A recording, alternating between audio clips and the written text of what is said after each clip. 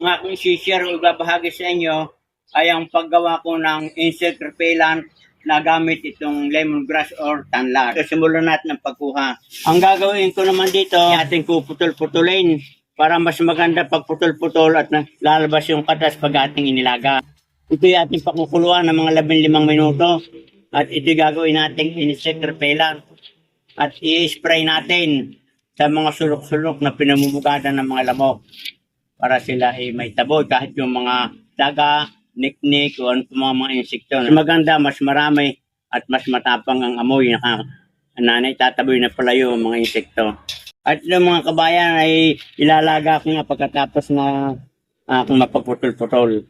Ito na mga kabayan, kumukulo na yung ating nilagang tanlad na gagawin nating insect repellent. At ating palalamigin na at ating i-spray sa mga sulok-sulok na pinamumugadan ng mga lamok kapag ito ay malamig na. Ayan, malamig na, atin ang sasalin. Atin lang sasalain ko lang para hindi bumara sa sprayer. Yan, dito mga kabayan, naisip ko mas maganda dito ko ilagay sa sprayer na ito. Dahil ang aking isprayhan, palibot ng bahay, yung mga tabi ng CR, na may mga lamok. So, sasalin natin mga nasalanan. Atin ang i-spray. Unahin muna natin pag-spray mga kabayan para maitaboy palabas ng lamok ay sa loob ng ating bahay. At tapos palabas, paikot. At ito ay nakakapagtaboy ng mga insekto na atin ang i-sprayan. Una natin sa loob ng bahay, sa mga ilalim ng katre, ng mga madidilim na lugar.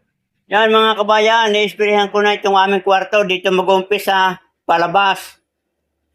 Yan, napakaganda ng spray na yan. Dito natin ilalagay sa sulok-sulok. Ayan, i-sprayan ko dito ng aking mga tanim dito sa loob ng aking greenhouse. Para lumayo yung pakala ko.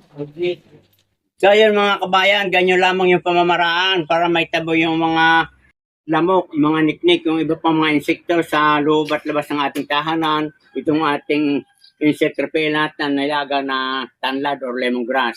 At ngayon naman, kung wala kayong tanlad o lemongrass, at kayo may bawang, ganito nga yung gagawin mga kabayan. Kukuha kayo ng mga 5 globes ng bawang, yung maliliit na butil, inyong pitpitin at gayatin ng pino. Tapos ilagay yun sa sa mga kasagaran ng laki na pinggan. At doon yung lagyan ng asin at ilagay din yun sa mga bawat sulok ng inyong bahay, sa ilalim ng katre, sa lahat ng alam nyo na may mga pinamumugada ng mga lamok at yan ay may tataboy. Lalayo sila sapagkat ang bawang ay nasusulas kung ano yung mga lamok at meron siyang antibiotic properties.